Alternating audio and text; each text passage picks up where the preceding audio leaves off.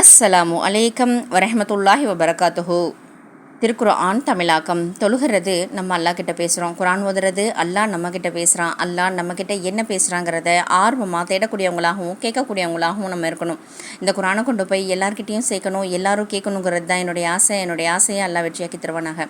வாங்க குரானுக்குள்ளே போகலாம். இன்றைக்கி நம்ம சூரா யூசுஃப் பற்றி பார்க்க போகிறோம். இந்த சூரா யூசுஃப் அல்லாவே நபி அவங்களுக்கு வரலாறை சொல்கிறான் பாருங்கள். நபியை இந்த குர்ஆனை நாம் உமக்கு அறிவித்த பின் அறிவித்திருப்பதின் மூலம் மிக்க அழகான வரலாற்றை உமக்கு நாம் கூறுகின்றோம். அல்லாஹ் நபிக்கே ஒரு வரலாறை சொல்கிறான். வாங்க நம்மளும் அந்த யூசுஃப் வரலாறை பார்க்கலாம். அஊது பில்லாஹி மினஷ் ஷைத்தானிர் ரஜீம். பிஸ்மில்லாஹிர் ரஹ்மானிர் ரஹீம். சூரா யூசுஃப் 12 பாகம் 12 வசனம் 5. என் அருமை மகனே, நீ கண்ட கனவை உன் சகோதரர்களிடம் சொல்லிக் காட்ட வேண்டாம். அவ்வாறு செய்தால் அவர்கள் உமக்கு ஏதேனும் தீங்கிழைக்க சதி செய்வார்கள். ஏனெனில் நிச்சயமாக ஷைத்தான் மனிதனுக்கு பகிரங்கமான விரோதியாக இருக்கின்றான் என்று யாக்கூப் நபியாகிய அவர் கூறினார்.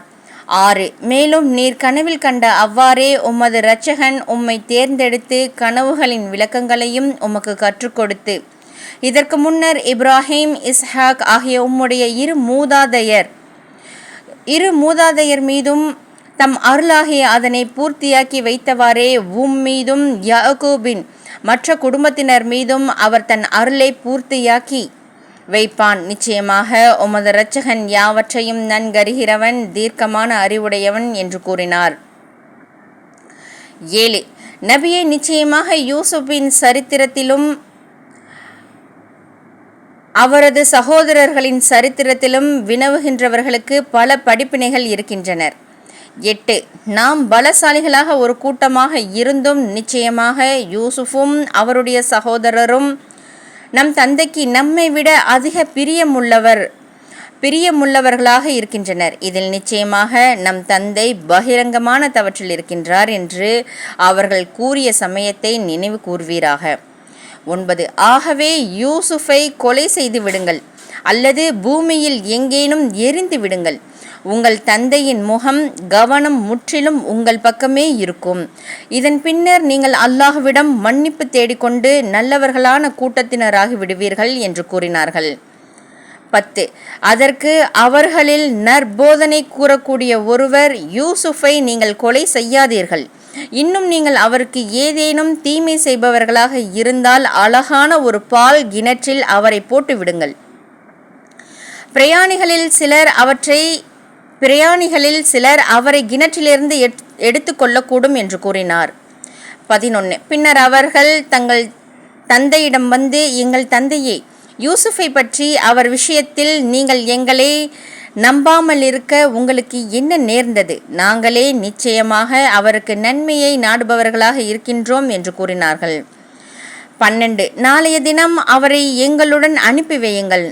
அவர் காட்டில் உள்ள கனிகளை நன்கு புசித்து கொண்டும் விளையாடி கொண்டும் இருப்பார். நிச்சயமாக நாங்கள் அவரை பாதுகாத்து கொள்வோராகவும் இருக்கின்றோம் என்று கூறினார்கள். 13. அதற்கவர் நீங்கள் அவரை அழைத்து கொண்டு செல்வது நிச்சயமாக என்னை கவலையடைய செய்கிறது. நீங்கள் விளையாடி கொண்டு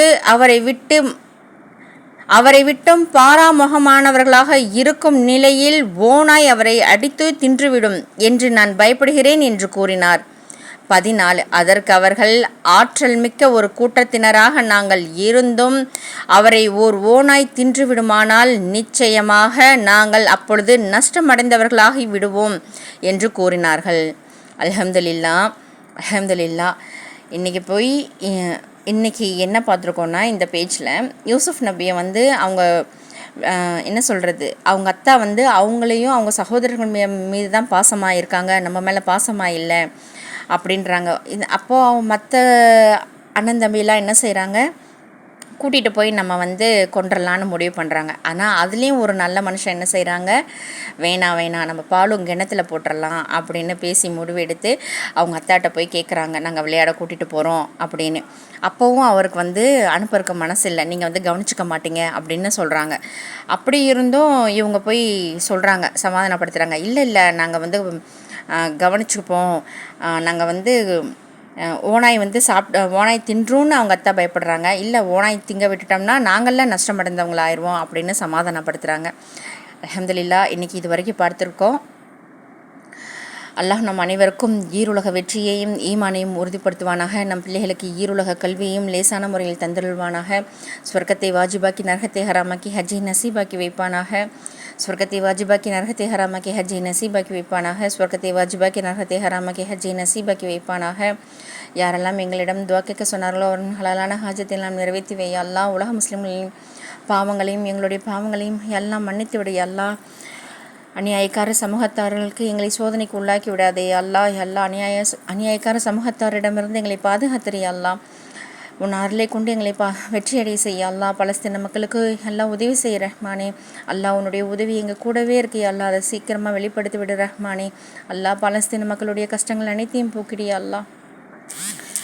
அனைத்து நலவுகளையும் லேசான முறையில் கொண்டு வந்து சேர்த்துரு ரஹ்மானே. இந்த சிறிதுவை ரசூலை கரீம் ஸல்லல்லாஹு அலைஹி வஸல்லம் அவர்கள் பொருட்கள் அங்கீகரித்துக்கொள்ளி அல்லாஹ்.